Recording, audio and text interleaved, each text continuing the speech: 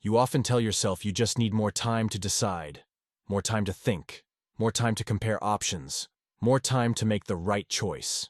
From the outside, it looks like indecision. You hesitate, you delay, you keep researching. But inside your mind, something else is happening. Every decision feels heavy. Not because you don't understand the options, but because you're imagining something painful in the future. Regret. You imagine choosing the wrong path, the wrong career, the wrong partner, the wrong opportunity. And once your brain starts simulating those future mistakes, something interesting happens psychologically. Your mind moves into protection mode. Because the brain is not just designed to make good decisions. It's designed to avoid emotional pain.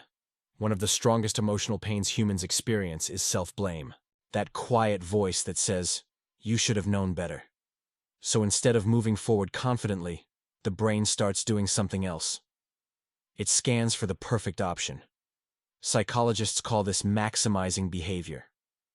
Maximizers believe the perfect decision exists somewhere, and if they just think a little longer, they will find it. But the search for perfection has a hidden cost. The brain becomes trapped in comparison.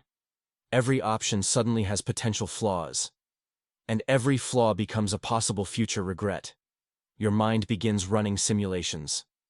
If I take this job, what if the other one would have made me happier? If I moved to that city, what if the place I stayed would have been better? If I choose this relationship, what if someone more compatible appears later? The brain keeps replaying these possibilities like alternate timelines. But here's the paradox. The more you try to eliminate regret, the harder decisions become. Because certainty is something the future rarely offers. From a neuroscience perspective, this happens because the prefrontal cortex, the part of your brain responsible for planning and decision-making, becomes overloaded with possibilities. At the same time, the amygdala, which detects threats and emotional risks, becomes more active. The result is a mental tug-of-war. One part of your brain wants to move forward.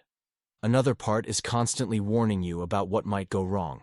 So instead of choosing a direction, your mind stalls. Indecision, in this sense, is not confusion. It's a defense mechanism. Your brain believes that if you delay the decision, you delay the possibility of regret. But there's a hidden illusion in this strategy. Not choosing is still a choice. Time moves forward either way.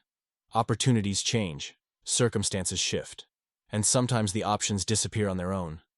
Psychologists have found that people often regret inaction more than imperfect action, because action gives you experience, and experience helps the brain update its predictions.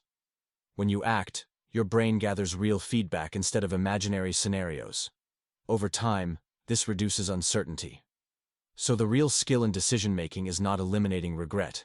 It's accepting that every path contains unknowns. No decision can guarantee a perfect outcome. But movement creates clarity. And often the people who seem decisive are not people who never fear regret. They are people who understand something simple.